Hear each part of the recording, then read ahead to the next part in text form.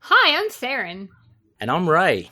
We're your Spider Baby hosts from To Know Her Is to Fear Her, a Spider-Woman podcast, as well as proud members of the collective. You're listening to Capes and Lunatics. Gimme, gimme.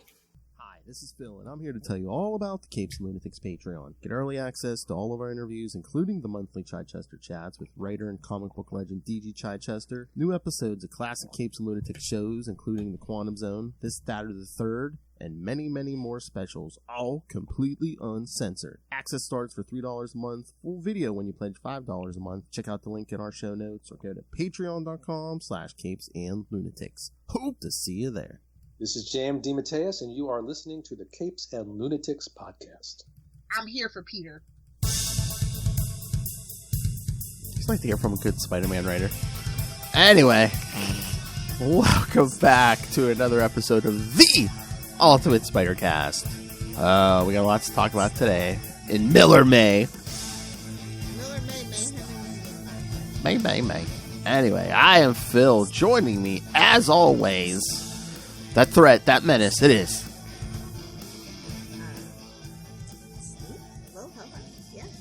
Who, me? Could be. Who, me? That's why you have to be on camera anymore. You're like, who, me? That's right, kids. Miller May continues with a review of Amazing Spider-Man Annual number 15 and the new issue. Oh, we're going to get to Amazing Spider-Man 24, kids. It's going to hit the fan. It's going to hit the fan. Cronin check. Let me see if he's doing any Frank Miller. No, I don't think Frank Miller was on any 70s TV, so maybe we should be good. Nobody's O'Brien! Okay, yeah, I don't see. Sometimes it takes him a while to catch up, but I forget what the topic was, but I saw an article of something we talked about, but it was a different name, so I don't know if it was just him under an alias or if the whole CBR team. That one alias? we know it's him. Or if the whole CBR team is just told to, here's a cornucopia. Got some great ideas. Here's a cornucopia of knowledge. Yes, just pick a topic and just cliff notes. Whatever has the most views and downloads. Yeah. All right. So yes, kids, if you're just tuning in, yes, of course, Miller May continues where we cover all kinds of work, either written, drawn, or both by the man, the myth, the legend, Mr. Frank. Your mother's a whore. Miller. So, let's get to Amazing Spider-Man Annual number 15, because there's all kinds of stuff going on here. Too much. Oh my god, just that cover, just the tentacles holding the newspaper. I don't think those are tentacles.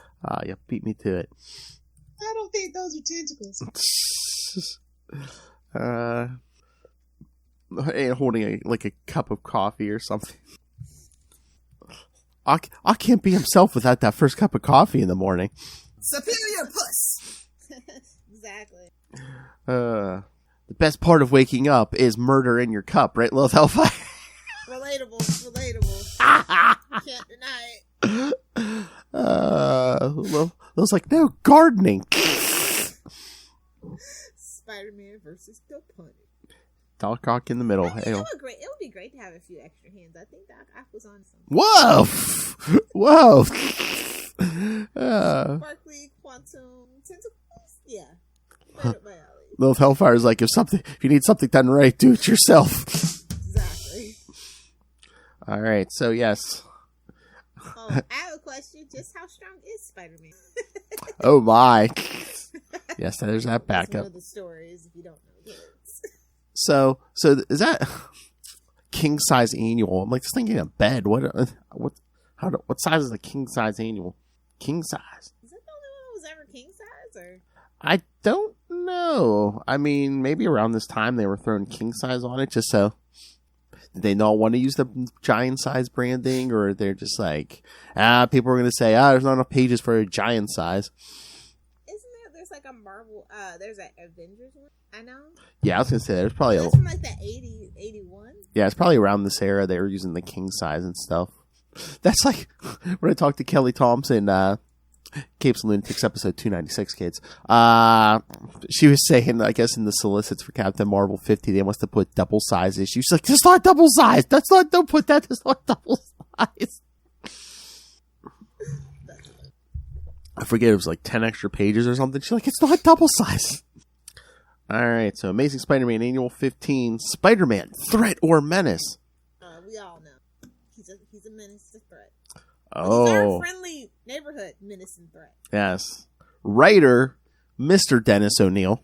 Put some respect on that. Thank you. And I know. And of course, penciler, Mr. Frank. Your mother's a whore! Miller. But we get Klaus Janson too. So. Yes, on inks, yes. Bob Sharon colorist, Jim Novak letterers, and editor Tom DeFalco. Uh-oh. It's a sausage party.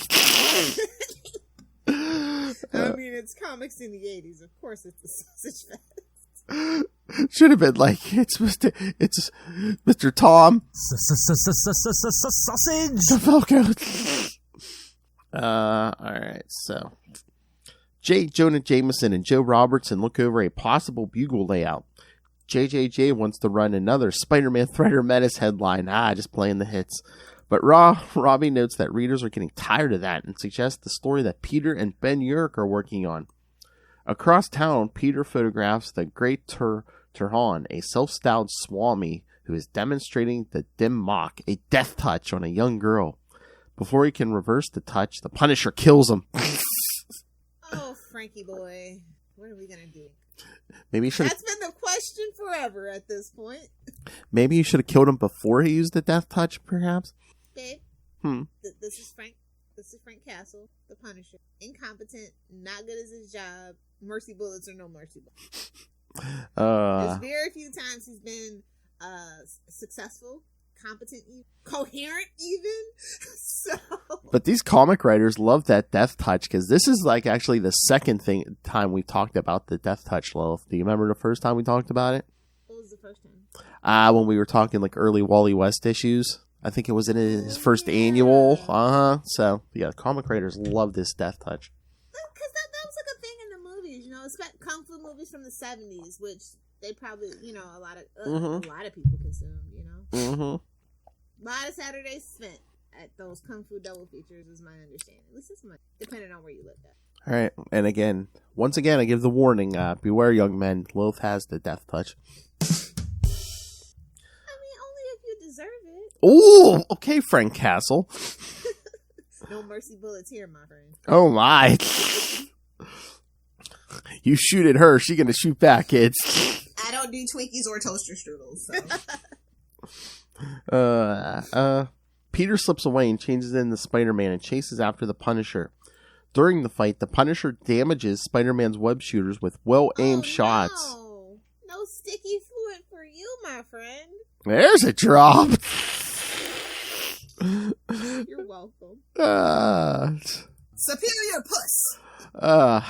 But Frank Castle actually thinking ahead and be like, yeah, let me shoot the web shooters right off his wrist.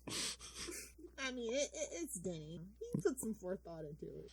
Still, the wall crawler comes after him. Ultimately, the Punisher gets away after stunning the wall crawler with mercy bullets and dousing him with a non-toxic knockout gas. Boo! Boo! I don't like this at all. Phil, I don't like this at all. Oh, Denny. Honestly, though, I think this Punisher is still better than the current Punisher we have, so... Mm-hmm. I really don't remember the last Punisher story in modern times that I actually really liked. 80s? Early 90s? Yeah, I was going to say, it had to be before 2002. Mm-hmm.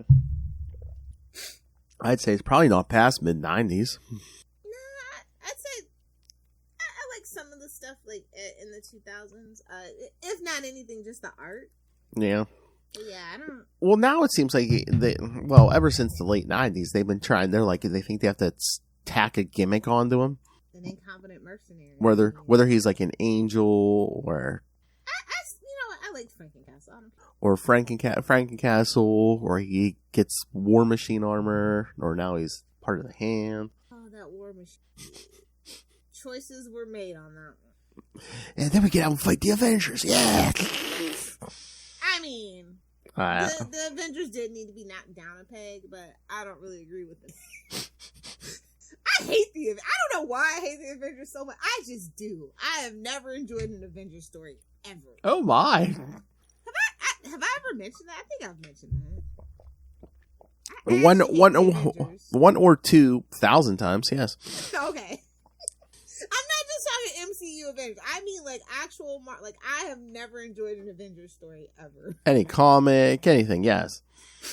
Especially, like, the classic lineup. Like, I hate Thor. I hate it all. Like, oh, my! I was like, Hawkeye was way too good for them, man. I think that's the only time I was really reading them. Like, it's a Hawkeye-centric story. Okay, he'll have some common sense, at least. Yeah, when Hawkeye's the common sense... Oh my god. The voice of reason, you are in trouble. West Coast Avengers when Hawkeye's the leader. Yeah. I'm just like, I'm gonna read it. It's gonna be a mess, but I'm gonna read it. Oh my god. That's the whole gag of West Coast Avengers. It's like, yeah, those things are gonna be crazy because if Hawkeye's your leader. Yeah. Which, I mean, West Coast Avengers is a little different. I mean, like, classic Avengers.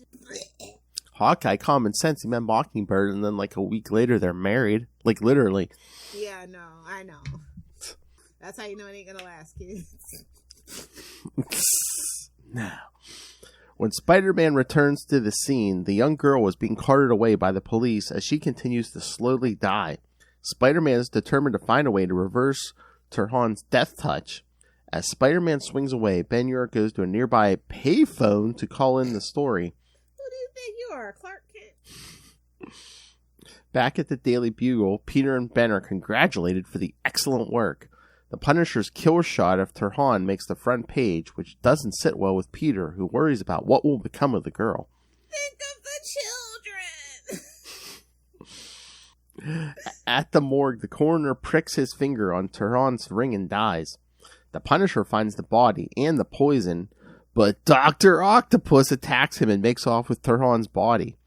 What are you up to, Doc Ock? What are you up to? Superior puss! I never pegged her for a necrophiliac, but okay. Oh. Not looking good. You're gonna have to fight those allegations for a while, sir. Oh my! Somebody's muffin's getting buttered. That ain't my business. That might be our business. I think that's where I draw the line, where that might be my business. That's true. That's true. I don't think those are tentacles. I think that's the one kink we can all shame, maybe. I don't know. Would your next of kin have to consent? Oh.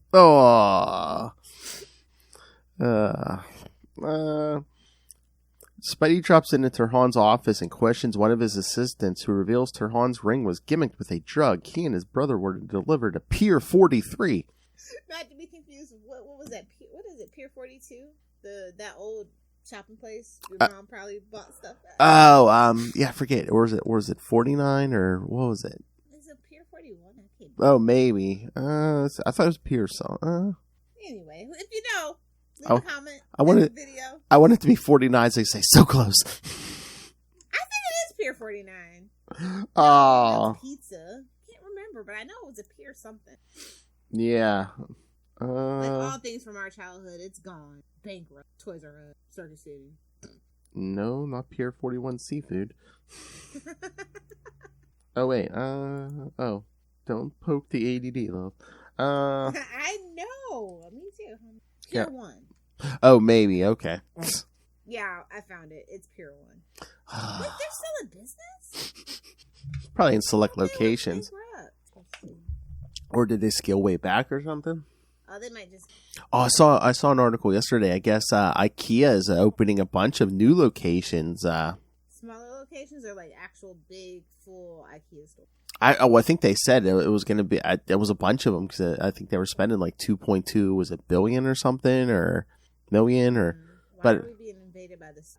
Because they're being... They already ruined our furniture economy. Like, listen, I love a good cheap, engineered wood shelf just as much as the next person, but it's a whole thing. I don't want to get into it, but I kind of cut back here.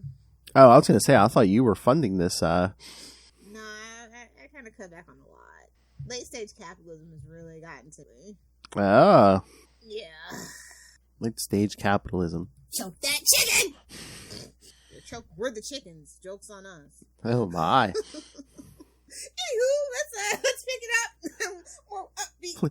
Please send me the pictures of that underground bunker you're building down there. Alright, meanwhile, the Punisher's presence at the morgue reaches the newspaper, and the Daily Bugle publishes a front-page story accusing the vigilante of stealing Turhan's body. Oh, they're accusing him of being the, Oh, yeah, Spidey's totally a necrophiliac. No, the Punisher. They're accusing the Punisher of being the, dead body. I mean, after Frankencastle, Oh! No. No, after the current storyline with his wife. Oh. Oh. Not so superior puss, keeping it on ice. Superior puss! Again, fetish. Trying to donkey punch me now, bitch. Meanwhile, at the pier, Turhan's brother drops a canister of the poison into the river. The Punisher dispatches himself and follows the canister, where he discovers Doctor Octopus's hideout below the water as the villain recovers the canister.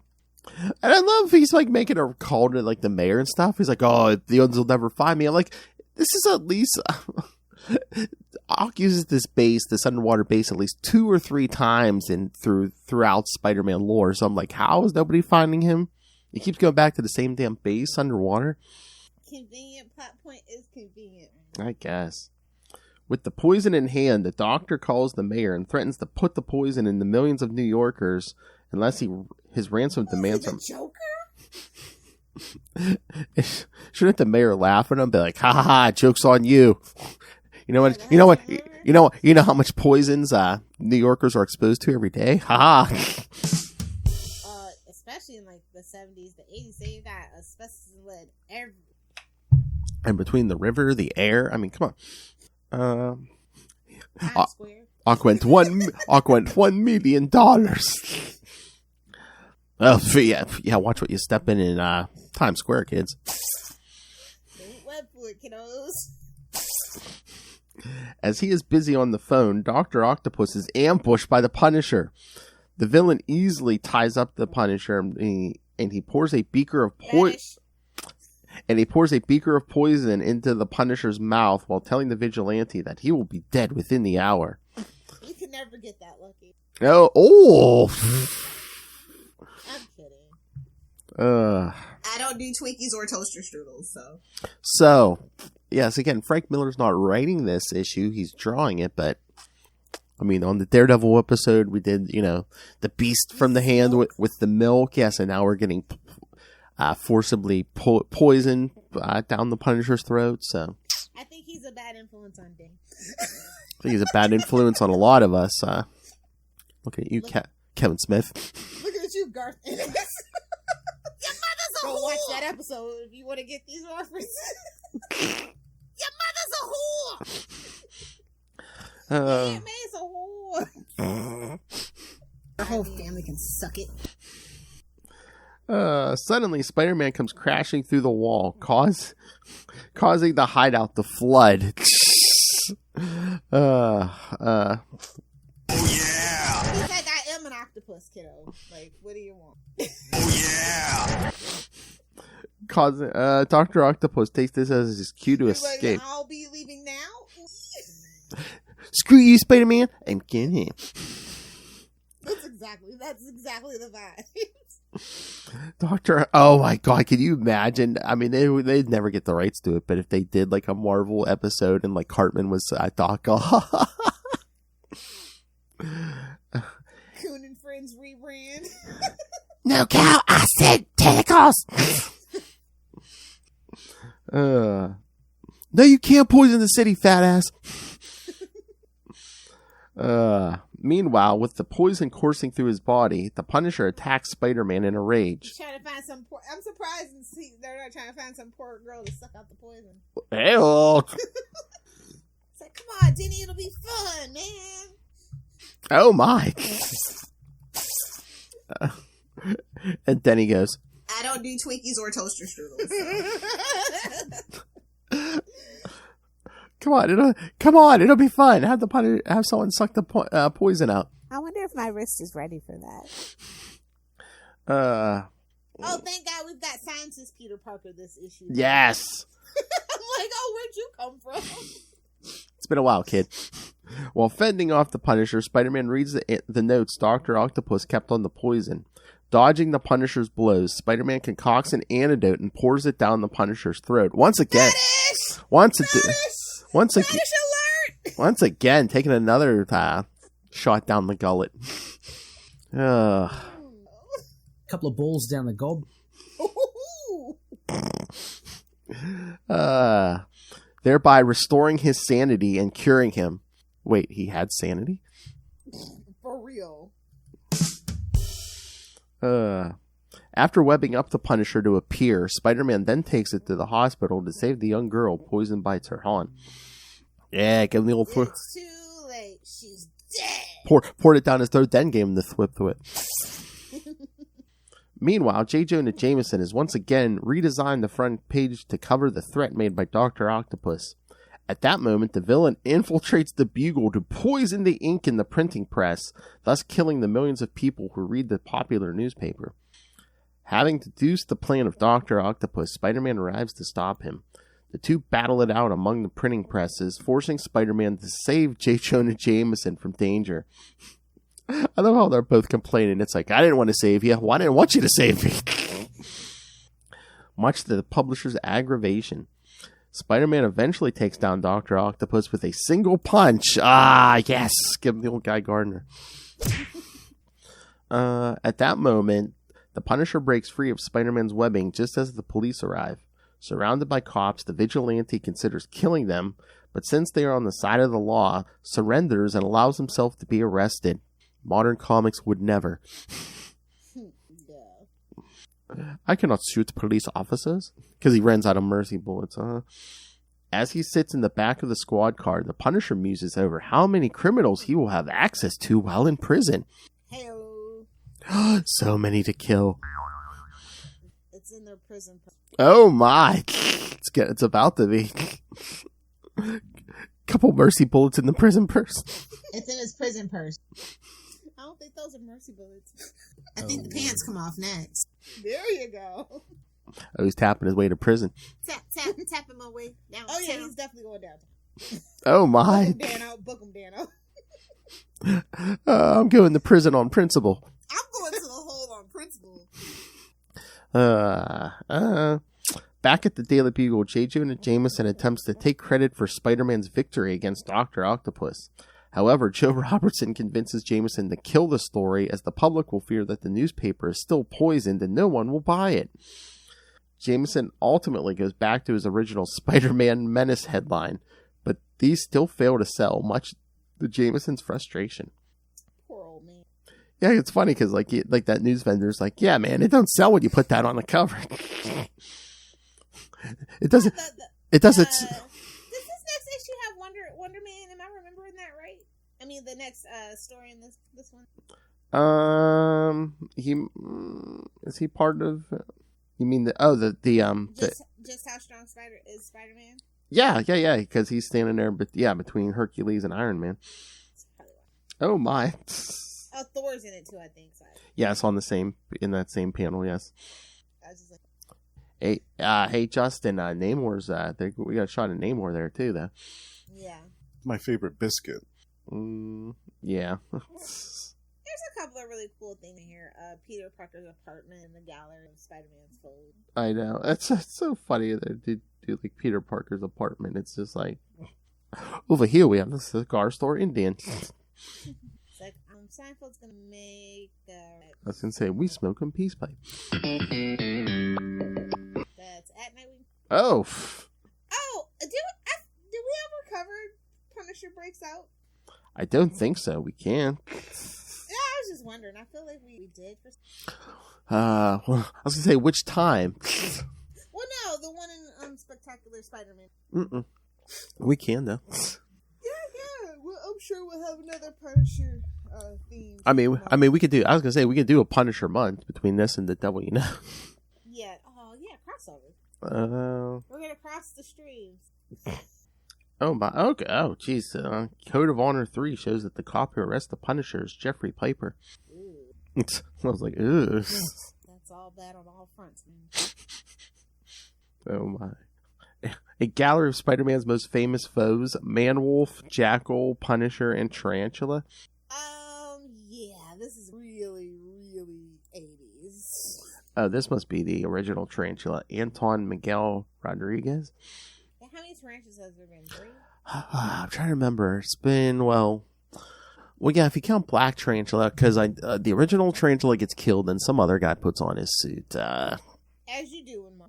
It's like, ooh, free identity. Why not? Nobody will figure it out. Pulling a Mackindale, as we say. Yes, Mackindale. Oh yeah, if you're a cannon fodder punching bag villain. Oh yeah, if you die, someone's picking up that suit.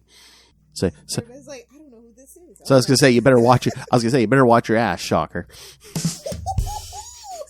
Surprisingly, he's lived to tell the tale because he's a coward, and cowards live to tell the tale, man.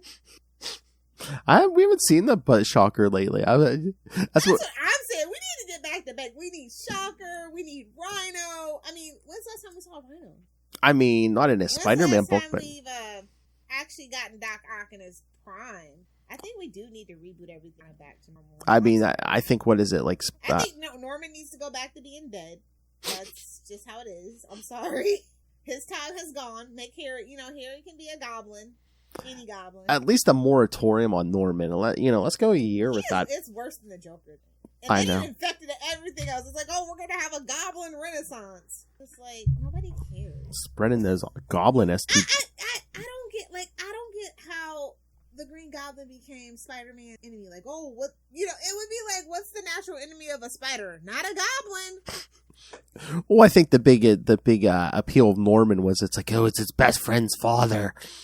Which is dumb. It should be his best friend. I mean, stick with the classic trope. Well, again, when they did it, they were what, high school or early college, and it's just. I get it, but it's time to retool. Well, they kind of did that eventually. They made Harry the Goblin, but. And it was a terrible story. I mean, I'm all for Normie being a goblin because we've all known that kid was on a dangerous road since the day he was born. I mean, Liz is his mom. Oh yeah. Here's his dad. No, Lilith. They went the more original route of giving Normie a symbiote, Red Goblin. I know, but still a goblin.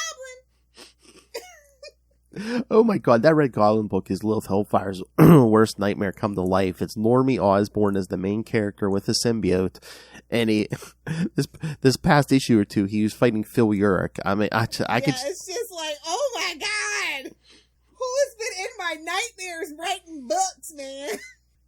It's literally the antithesis of everything I stand for.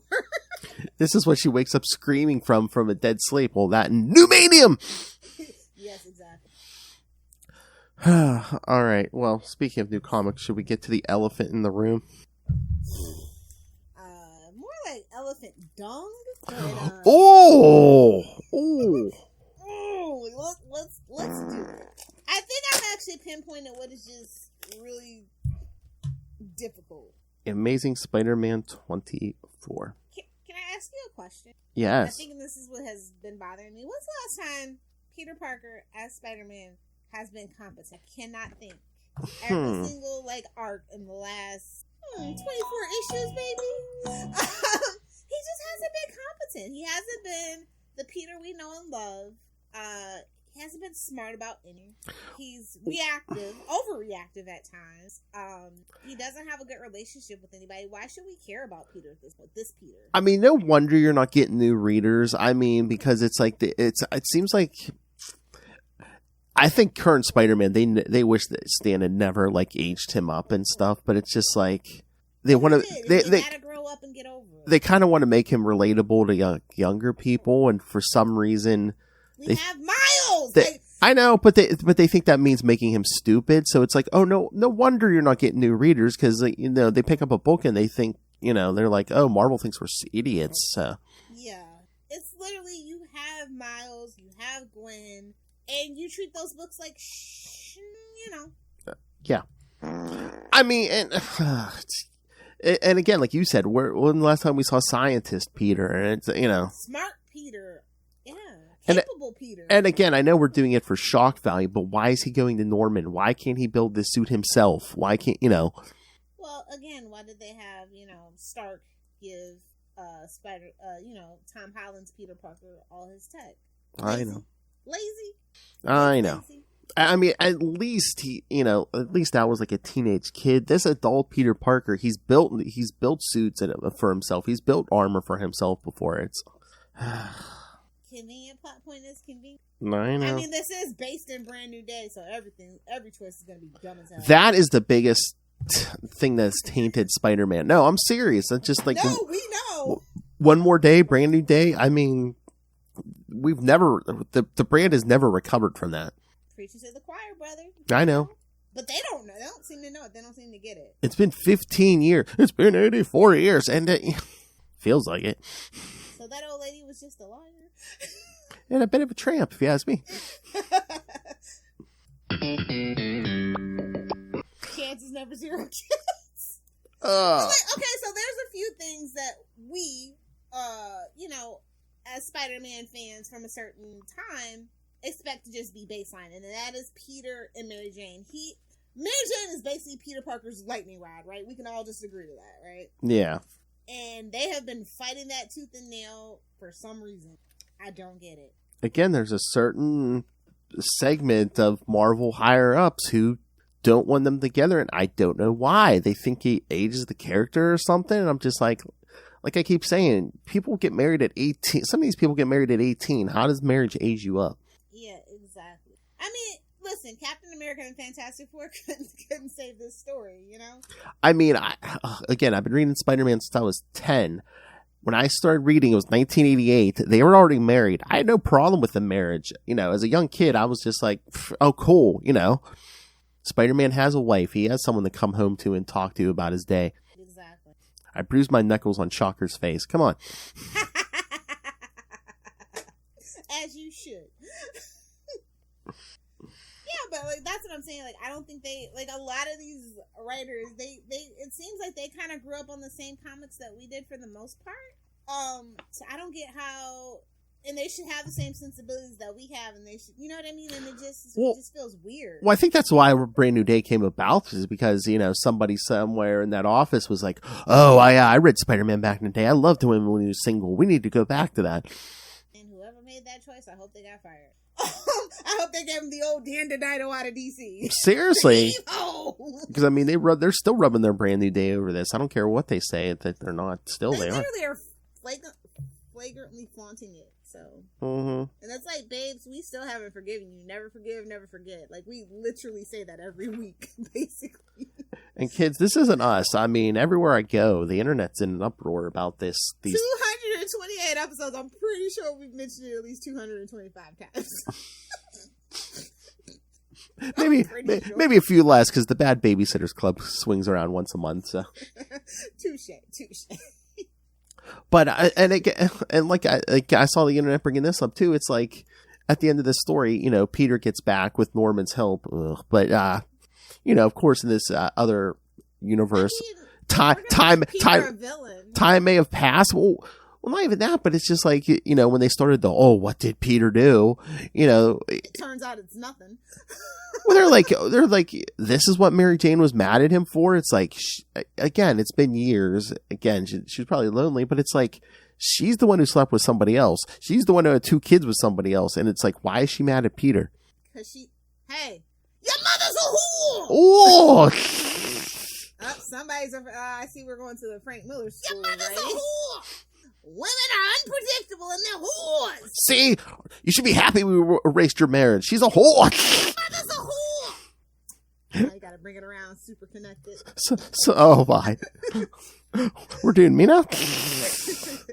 We're doing me now? So, yes, Peter shows up. She has a whole family now, and it's like, her whole family can suck it. Basically. That's basically what the internet's been telling them this last couple of days. Her whole family can suck it. It's poor decision making. because it's like, I mean, this is like DC levels of floppitude. This is. I mean, again, this is this like the stuff Nick Spencer did. Eventually they're gonna have to wind this back, and it's gonna have to be, oh yeah, the guy hypnotized her, and those aren't her kids. She didn't give birth. Those are clones or something. They're robots. They're horny little dudes. Can you? Not again. My parents were robots. Well, my kids were robots. Mark my words, if they roll it back, those kids are cloned as robots. Oh, yeah. That's what I'm saying. They're eventually going to have to retcon that. Man, I'm sick of retcons at this point. It's like stand in your mess, my friend. It's like Gwen Stacy's kids all over again. No, for real. Those are the vibes. I mean, oh my God. And again, all the brand new... greenlit this. Like, this is bad, and they should feel bad. And again, I mean, we joke about it, but I mean, they love modern Spider-Man. They love to cuckold him. Yeah. I mean, Gwen got the red flag for the alt-right. Gwen had kids with somebody else supposedly, but we kind of retcon that. Now Mary Jane's having kids with somebody else. Just give us Mayday Parker already. Jesus. I know exactly. They love to cuckold him, all these exes having babies with other people. No, still nobody's touching Deb Whitman. I was gonna say, when's Felicia having her kids? Jeez, is that what they were setting up? It seems like around issue 19 or 20, when him and Felicia go to that spa and run into Paul and Mary Jane, and it's just like, I think we kind of in the Mary Jane Black Cat series where we just setting up. Oh look, Mary Jane gave Felicia the seal of approval, so she can be the girlfriend now. We're so far past Peter. Mm-hmm. It would almost be a downgrade for Felicia at this point. Oh yeah, I mean she's had so much more character growth since they dated. Flash Thompson. Mm-hmm. That's her true love, and you can't change that. Exactly. I mean, I think this is something that maybe new writers can enjoy, because, I mean, if they get rid of that, that's like 60 years of baggage gone, Mm-hmm. They can literally just do whatever. And they have been doing whatever with Spider-Man, like that whole that whole web thing, the web of Spider-Man. They've been doing whatever the hell they wanted for a long time. It just doesn't even resemble the Spider-Man I know and love. Like, we're not even street level. When's the last time we actually been street level? That's the other thing that gets me. It's like every so often you could do something. I mean, keep it fresh, do something outside the box with Spider-Man. But yeah, it's like we've just been caught up in too many like supernatural shenanigans and crossovers, and I mean 24 issues. I mean, we've already done an X-Men crossover too. We did unnecessary X-Men crossover as far as I'm concerned. And that's the thing. We haven't even just crapped all over the marriage. We were crapping all over Ben Reilly too. Again, it's just like it just seems like Zeb Wells has like a bet with someone where it's like, well, let me show you how many Spider-Man things I can F up. Well, this is the breaking point. But like I said, I've seen some reviews that people actually like this. They, it's a really change of pace. Yeah, I mean it's few, but not. I mean it's definitely the minority. But maybe they're trying to get rid of the old because we complain so much. Yeah, but like I said, you ain't bringing in new fans though. I don't know what they're. Spider-Man is on the way to being Superman. Yeah, but at least with Superman, they brought that marriage back after we bitched enough about it. Well, yeah. How many years was it? I mean, it wasn't too many because it's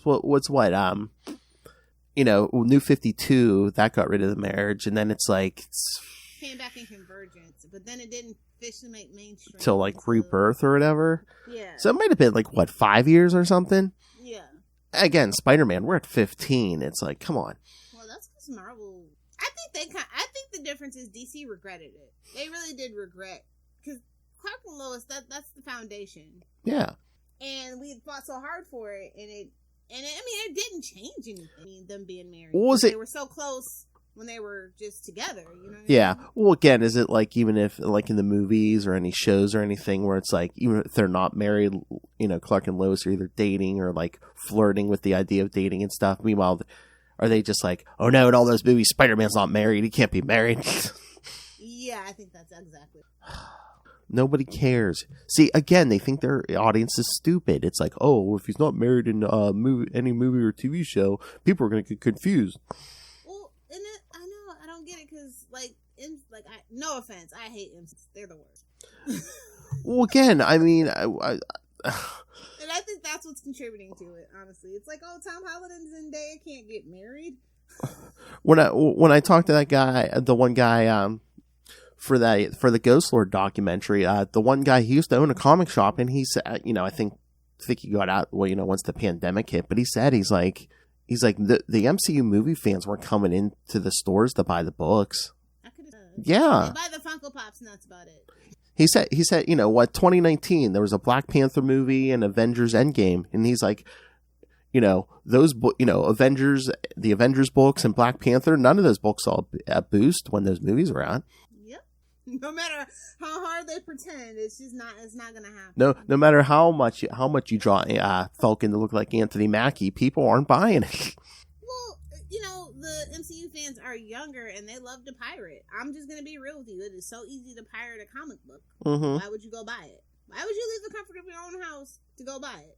Or if they don't understand that, like the younger fans don't understand that actual culture of like community. Yeah, you know what I mean. And that's going to your local comic book shop, supporting the small businesses, reading in the getting the back issues. Like it's that culture's just not there for them. If they're even reading the comics. Yeah. They're reading them. They're just pirating them. Trust me. When I was on TikTok, that's what the kids love to do so much. Or they love their webtoons, and there's one thing, like, I literally probably own over $1 million of comic books, so if I do pirate a comic book, chances are I'm probably still going to go buy the floppy. I just want to read it before I go get it. Yeah.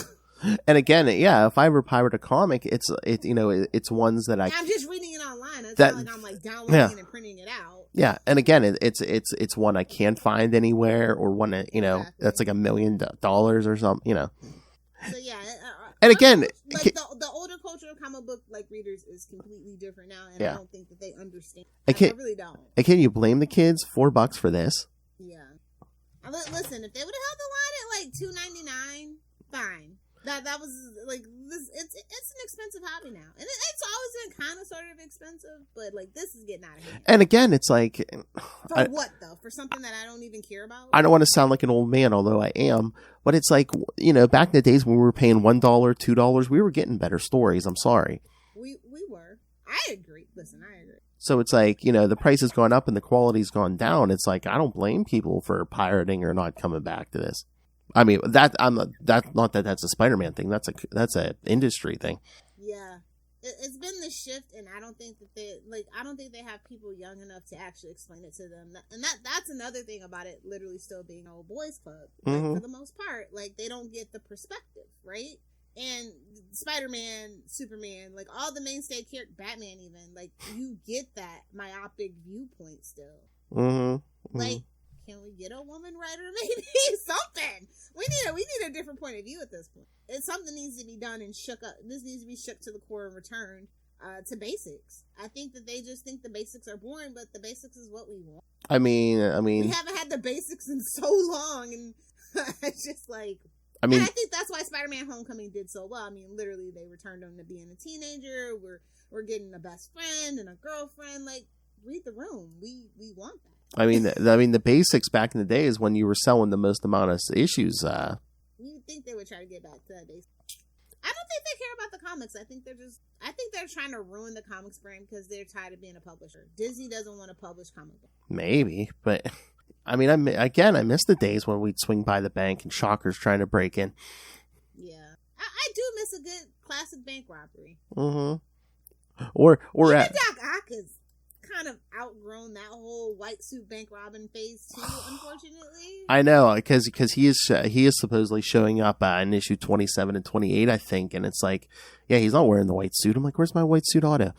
Yeah, the more things change, the more things stay the same. Like, I guess, like that particular Doc Ock probably isn't everybody. I don't know. I'm just kind of sad. Maybe, like I said, I feel like I'm aging out of comics because the new guard of comic book writers. I don't know. They just don't inspire me anymore. I get it because it seems like as you grow, like a lot of our favorite comics regress. Yeah. Because like a lot of our favorite writers are also like dead or retired. Exactly. But it's like, yeah, and it's like, again, like we made the point this episode. It's like, when's the last time we had smart Peter Parker? It's been so long. I mean, I'm not saying he shouldn't have any troubles and he shouldn't be able to fix every problem, but again, he's small, simple things like building a suit. Ain't no way he should have had to go. That's just how this whole thing. That is convenient. Plot point is convenient if I've ever seen. It's lazy. I know. It's lazy. He did that just to get to the point where he needed Peter to be, and that's just lazy. If it doesn't make sense, it's lazy. It's a MacGuffin. I mean, yeah, the whole thing with Norman is just for shock value. You know that. Yeah, of course. But again, this is the whole thing we built the whole franchise on. You know, Amazing Fantasy 15. He's building his own web shooters. He's making his own costume. A lot of these writers are just lost. They just want to they're giving it the benediction. I just want to put my stamp on it. I don't care about the consequences and what that means for the brand, for the fans. I'm going to do what I want to do. Marvel, DC. And you can't stop me. Editorial could have stopped this. They didn't. No. Nope. They published it. Marvel, DC. I will throw it out there. Hell, I will consult for free. All I would just like is a little blurb in the issue, be like, "Oh, special thanks to Phil Perich of the Capes and Lunatics Podcast Network." But I'll help you. Me and Lilith can help you write your ship. You know. I can fix DC. They just don't want to talk to me, and I get it. I bashed them. I've bashed them for what, a decade now.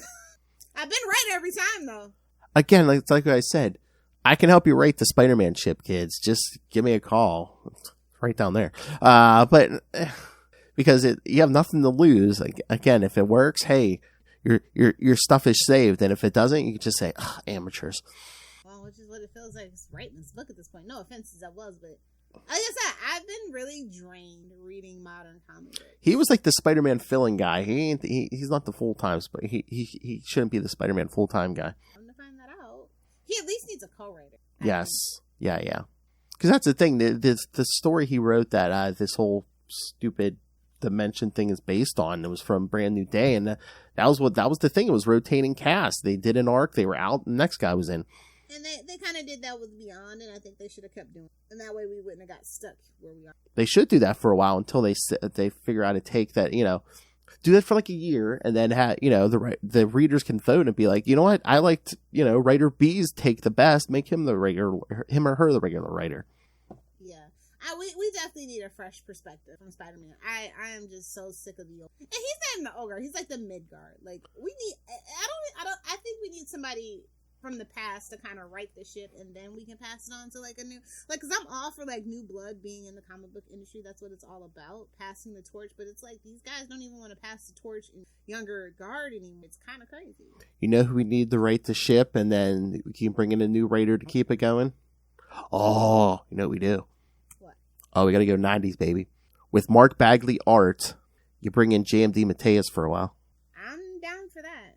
Definitely that. Or hell, if you can bring in a few 90s writers. Oh, a 90s rotating cast, bro? Uh-huh. Right. We'll get numbers up on the book for sure. Rotating 90s writers, at least long enough to write the ship, set the direction, and then you can bring in somebody new. But, yeah. Yeah, I mean, like I said, I am all for like bringing new blood into the book industry. And that's because we can't keep depending on the same people. And then once they get their heads too big and figure I can do anything, they go the Beatles route. I'm bigger than Jesus. Oh no, baby. I mean, I don't know how his health is doing, but bring in J.M. DeMatteis, and again, I don't know if his health is the best or not, but Peter David. Yeah. There's 90s guys. We still got 90s writers. Let's bring them in while they're still here. Yeah. R.I.P. Denny, that would have been a good one too. Mm-hmm. Oh yeah. Yeah, like I said, modern comics is just kind of really draining me. I enjoy when we do our old issues and stuff, and we can laugh and point out the silliness. Like I think comics are afraid to be silly. They want to be so serious now. I know. Why so serious? They don't have anything to say. I feel like comic books don't have anything to say anymore. And again, nobody wants to be political. Everybody just wants it, and they fight for 15 pages. Like, that's just kind of what it feels like right now. They make stupid choices for the rest of the. Is it just Warner's and Disney and everyone has ruined it with the big companies, and it's just like, remember when we were just comic company? Remember when Marvel was just Marvel and they could do whatever they wanted? Well, Stan was a bad dude, but no offense, maybe. Yeah, but again, if they wanted to take risks, they could take risks. Like, I mean, when you're not beholden the shareholders, definitely. That's kind of like as a toy collector, you kind of see the difference in quality from, say, a Mattel who has shareholders and MGA who doesn't, right? Yeah, I mean, we're going to get there, but it's like, like that 3-issue Spider-Man, when Harry gets hooked on drugs, Yeah. Back in the day, they weren't doing that. And Stan's like, we'll do it. Even if we're not going to put the comic code on it. We're doing it. The comics code. I mean, we lived through that. Like, it ended not that long ago. I know. I'm just like, boy. We lived to see the end of the comic code. That's kind of crazy. Mm-hmm. I think they're like, I don't think anyone cares about the comics code. And that was probably costing them to run it through the comics code right there. Like, F it. We'll just... I don't think anyone noticed. No one noticed. All right, and I know you're going to roll your eyes, but Hallows Eve #2 is out. Mm-hmm. My friend of the show, Erica Schultz. But I mean, it's kind of interesting because, like, Janine. I'm not reading it because I'm just not interested in the character. Janine infected this security guard, or when she broke into this bank, he basically got one of her masks stuck on him. Now he's like a werewolf. A werewolf? Yeah.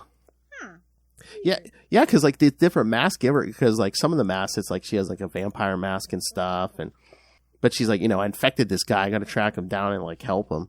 Cool. But the Beyond Corporation is in this. Of course they are. Yes.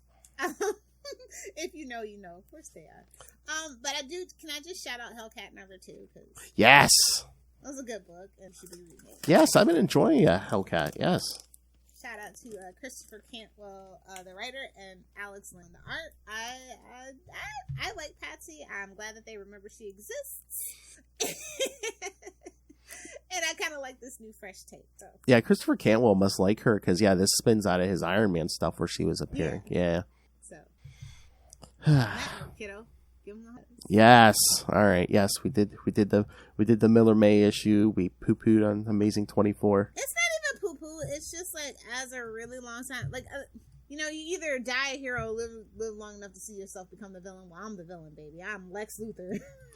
And I'm out for blood at this point with these comic book writers. I mean, it's not even being a villain. It's just what you like. And again, I mean, Marvel, I'm literally a lifelong fan. I'm 45 years old. Oh my God. I've been reading since I've been 10. So I've been reading over 30 years. And yeah, I mean, when Brand New Day started, I was like, I almost quit the Spider-Man books. I'm just like, I would read it every month and go, okay, next.